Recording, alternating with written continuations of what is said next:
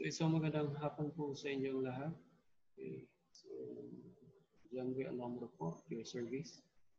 So, ang tatalakayan natin ngayong hapon ay patungkol po sa tinatawag nating organizational chart ng ating pong bansa. Okay. So, nakikita ninyo ngayon sa slide po natin yung tatlong branches po ng ating government. So, namely, executive, legislative, and judiciary. So, kung napapansin niyo dito, may mga tao po tayo dito, okay, na nakalista o mga posisyon po na nakalista. At the same time, dito rin po. Okay. These are actually different agencies, okay, or the composition for Congress, including the local and regional assemblies. So in here also, in the judiciary, so we have the different courts. So isa-isahin po natin yan. Okay. So kung nakikita ninyo dito, yung sa executive branch natin, so meron po tayong presidente po na isa. Okay? So yung kasalukuyang president po natin ay si Pangulong Rodrigo Roa Duterte po. So sa Pilipinas, kapag ikaw ay presidente, so ikaw ay maninilbihan lamang ng isang term, kung saan ang isang term na yan ay 6 na taon po. Okay? So palintulad din po yan sa term ng Vice President.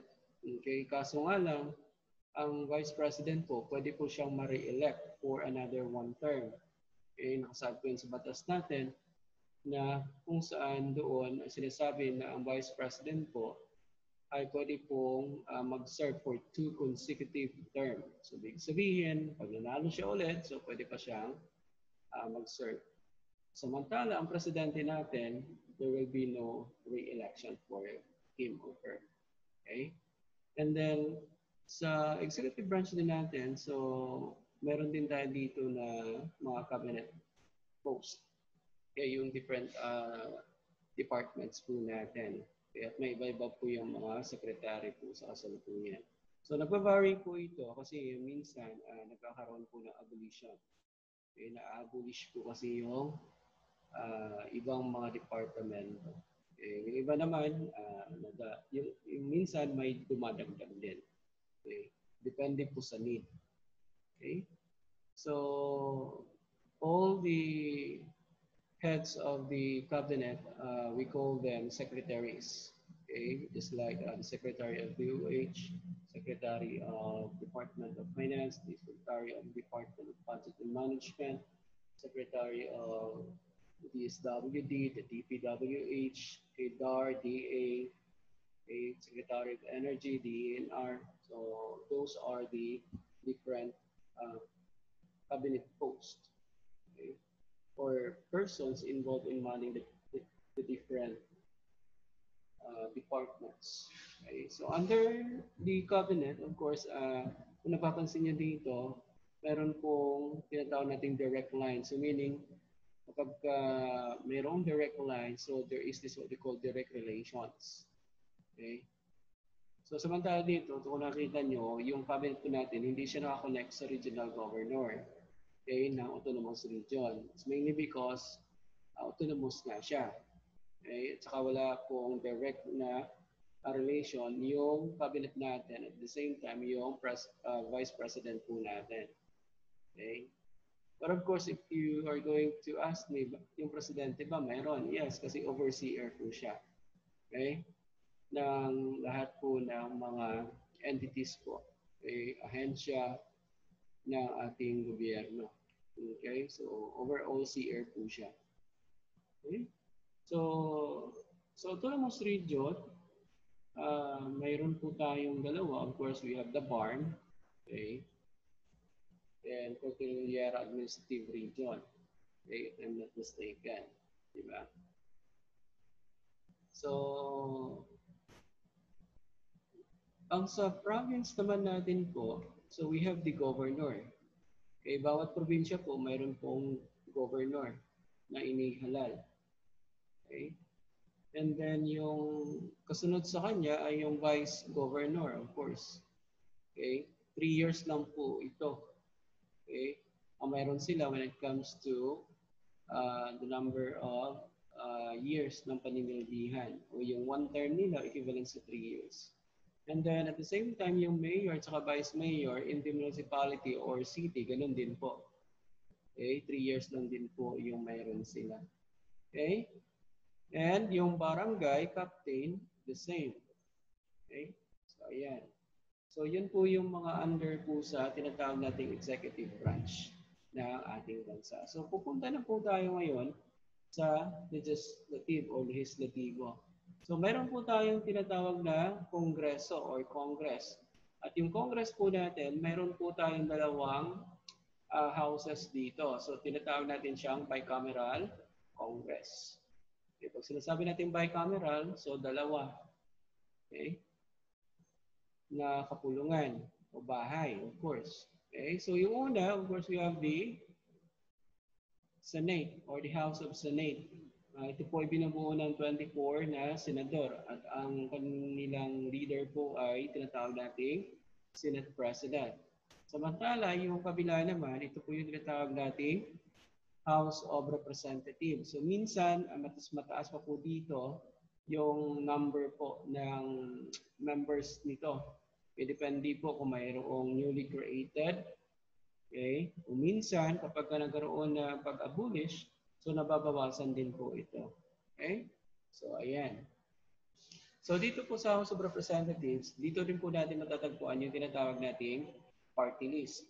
Okay? Yung party list na yan, meron siyang 20% dito. Okay? Sa House of Representatives. Okay? Yung iba, of course, nanggaling sa political party po.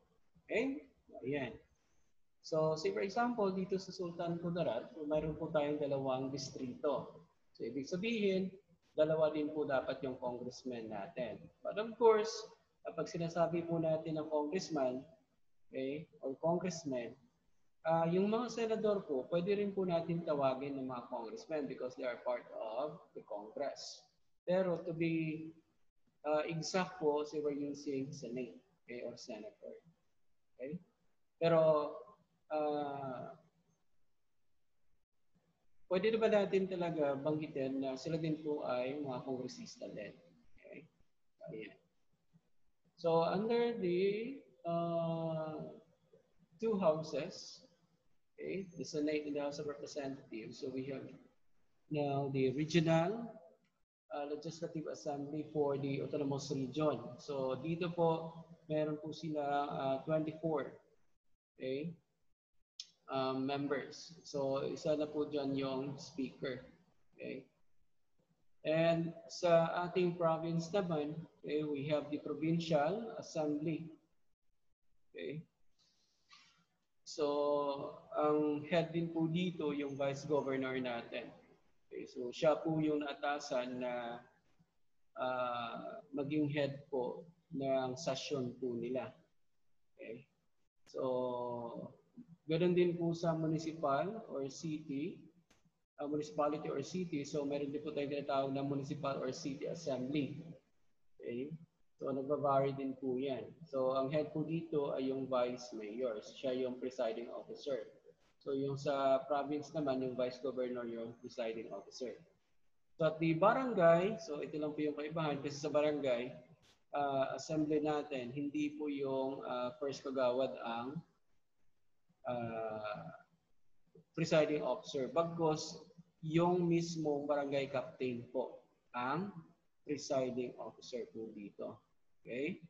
So, sa session sa barangay, so dapat andyan palagi yung barangay captain kasi siya talaga dapat yung mag-preside. Okay? And we have also this youth assembly. Okay? Yung sa SK po natin. So, noon nawala po ito. Okay? Pero ibinalik din po. Okay? So, nakikita kasi nila na mayroon dapat pagbabago. Kasi yung nakapwesto noon, mga bata pa talaga. So, nagkakaroon po ng insinuation minsan affected pa po yung mga projects nila at saka activities. Kasi hindi sila nakakagalaw ng maayos. Kasi nagkakaroon minsan ng manipulation sa part po ng barangay, kagawads, or sa part po ng barangay captain mismo. Okay? Kaya hindi sila nakakagalaw ng maayos. So this time, nagbago na po yan. Okay? Kasi tinaasan din natin yung age limit, okay, para sa isang SK chairman. Para po may boses talaga. So hindi lang yan yun na dati yung pagsabihan lang na ganito yung gawin mo, okay na. Kasi baka isipin ng SK chairman noon, mga SK chairman noon na nakamagalit si Cap. So most likely ang ginagawa, sinusunod na lang. Okay? So mas maganda yung setup natin ngayon. Okay? So that's it for the legislative branch. So dito naman sa judiciary, okay, so kung makikita ninyo, meron po tayo dito mga lower courts. Okay, ito po. Then we have the regional trial courts, okay, and the Sharia district courts. Then, of course, we have the Court of Appeals and Court of Tax Appeals, which is Sandigan Bayan, and the Supreme Court. So, dito po, okay, so unahin natin ito. Yung Metropolitan Trial Court or courts, ito po yung mga korte actually na nasa loob ng Metropolitan Manila area. Okay? So, ang equivalent po nito ay Municipal Trial Court, okay, in cities. So, pag nasa labas po kayo ng tinatawag natin Metro Manila area, so pag mayroon po kayo nitong Municipal Trial Courts in cities, sa mga syudad po, so yan din po equivalent actually sa Metropolitan Trial Courts natin. Okay? Then we have the Municipal Trial Courts and the Municipal Circuit Trial Courts. So bakit po may ganito? Kasi yung sa Municipal Trial Courts, bawat munisipyo po kasi meron po tayo isa nito. Pero ang sa Municipal Trial Court, iisang munisipyo lang po ang kaya niyang i-cater. Samantala po ang Municipal Circuit Trial Court, so pwede po niyang i-cater yung dalawa o mahigit pa ng mga munisipalidad. Okay? And of course, nagkaroon po tayo ng filing ng kaso. So mayayari po dito kung saan man ninyo na-file yung kaso ninyo. So pag natalo po kayo dito, automatic po na pwede kayong mag-raise ng inyong case dito sa regional trial courts natin. Okay? So kapag natalo pa rin kayo, so automatic dadaan ka sa Court of Appeals. Okay? So ayan. And then pag natalo pa kayo sa Court of Appeals, so last resort natin palagi, Supreme Court, kung may pera ka. Okay? So ayan. So we have here also the Sharia Circuit Courts. So para po ito sa mga Muslim brothers and sisters po natin na meron po mga complaints. Okay? So dito po nila dinudulog. So ayan. So pag ganun din, pag nag-file ka ng case mo and then natalo ka, i-raise mo yan siya sa Sharia District Court. So ito po yung equivalent ng Sharia, yung regional trial courts po natin. Okay, so present po ito sa buong Pilipinas. So long as mayroon tayong brothers and sisters na mga Muslims. So ito po yung korte na kung saan naglilitis. So magkaiba po yung approach natin. Okay? So samantala, magaling tulad lang din po yung kakalabasan nito. Pag natalo pa rin po dito yung isang kaso, so pwede pa siya mag-file ulit at i-appeal po yan sa Court of Appeals hanggang sa umabot sila sa Supreme Court kung hindi pa rin siya kontento at natalo pa rin siya. Okay? So, yung korte po natin, may tinatawag tayong regular courts. Okay? So, yung special courts, ito po yun sila. So, we have the Sharia Circuit Courts, yung Sharia District Courts. We have also the Court of Tax Appeals, and of course, the Sandigan Bayan. So, yun po yung apat na special courts. So, these are all regular courts yung natira. Okay? So, ayan. Now, dito naman sa tinatawag nating Sandigan Bayan, which is composed of 15. okay, headed by a presiding justice. Ito pa naman yung naglilitis ng mga kaso po, okay, ng mga public officials natin and employees. Okay, so kapag may mga cases po, yung ating public servants, so most often, okay, pagka-administrative case at saka criminal case, so dito pa rin po yan siya idudulog sa Sandigan Bayan natin. Okay? This is considered as our watchdog.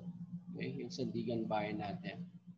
So yung Court of Tax Appeals na special court po, meron po yung siyam, okay, na miyembro, okay, yung composition niya. So headed by the presiding justice also.